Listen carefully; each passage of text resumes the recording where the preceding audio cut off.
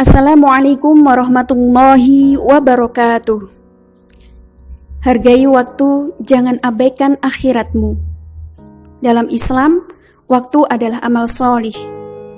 Waktu itu bukanlah uang, seperti kata sebuah adagium, time is money. Di sini, amal solih menjadi tujuan utama, bukan materi. Bukan berarti Islam itu anti uang. Akan tetapi yang lebih tepat kita katakan, uang atau materi menjadi sarana untuk beramal solih, bukan tujuan utama atau menjadi big goal. Adagium time is money adalah prinsip kaum materialisme. Orang yang tidak memanfaatkan waktu luangnya oleh Al-Quran disebut sebagai orang yang merugi.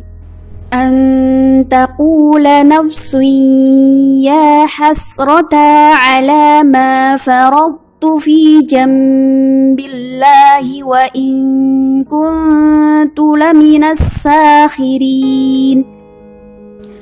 Supaya jangan ada orang yang mengatakan, amat besar penyesalanku atas kelalaianku dalam menunaikan kewajiban terhadap Allah, sedang aku sesungguhnya termasuk orang-orang yang memperolok-olokkan agama Allah. Quran Surah Az-Zumar ayat 56. Orang merugi adalah orang yang tidak memanfaatkan aktivitasnya untuk kehidupan abadi, yaitu kehidupan setelah mati. Berapa lama kita membaca Al-Quran atau membaca buku-buku yang bermanfaat dibandingkan dengan lamanya kita duduk untuk sekedar ngobrol, merumpi, dan menghabiskan waktu luang lainnya. Berapa jam kita menonton tayangan televisi dan tidur dibandingkan dengan lamanya kita beribadah. Berapa lama pula kita meeting bisnis dibandingkan dengan berapa lama kita duduk di majelis ilmu dan majelis-majelis mengingat Allah. Dalam manajemen waktu ada dua pilihan, menyibukkan dengan kebenaran dan menyibukkan dengan perkara yang dimurkai. Waktu kosong yang digunakan untuk hal-hal yang tidak berguna, pada akhirnya akan mengantarkan kepada kegiatan-kegiatan yang dimurkai.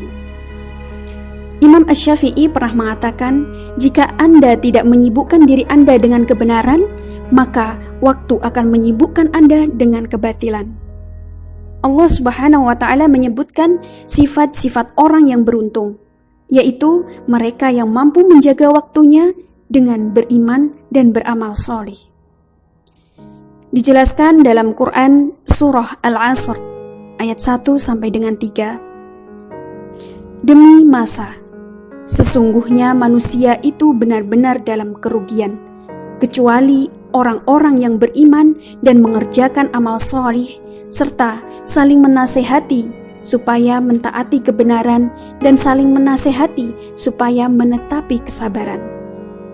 Dalam ayat ini kita bisa menarik pelajaran penting mengenai waktu, yaitu istilah waktu dengan 4 hal: menjaga iman, mengerjakan amal solih, menasehati dalam kebenaran, dan menasehati dalam kesabaran.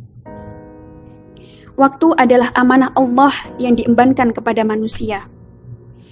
Kita semua akan dimintai pertanggungjawaban di akhirat kelak. Rasulullah SAW bersabda, tidak akan beranjak kaki seorang hamba di akhirat kecuali setelah ditanya tentang 4 perkara. Ditanyakan tentang umurnya, lalu bagaimana ia menggunakannya, dan ditanyakan kepadanya tentang ilmu yang didapatkannya, lalu apa yang dia lakukan dengan ilmu tersebut. Ditanyakan kepadanya tentang harta yang ia dapatkan, dari mana ia mendapatkannya, dan kemana harta dibelanjakan. Dan ditanyakan kepadanya tentang jasadnya, lalu kemana dipergunakannya. Hadis riwayat At-Tirmidzi. Pantas saja Imam Fakhruddin Ar-Razi begitu menghargai waktu setinggi-tingginya. Tiada celah sedikit pun ia berikan untuk hal-hal yang tidak berguna. Ia pernah mengatakan, demi Allah, sungguh aku sedih karena kehilangan banyak waktu kesempatan mempelajari ilmu di saat makan. Karena sesungguhnya waktu dan zaman itu mulia. Barakallahu fikum. Wassalamualaikum warahmatullahi wabarakatuh.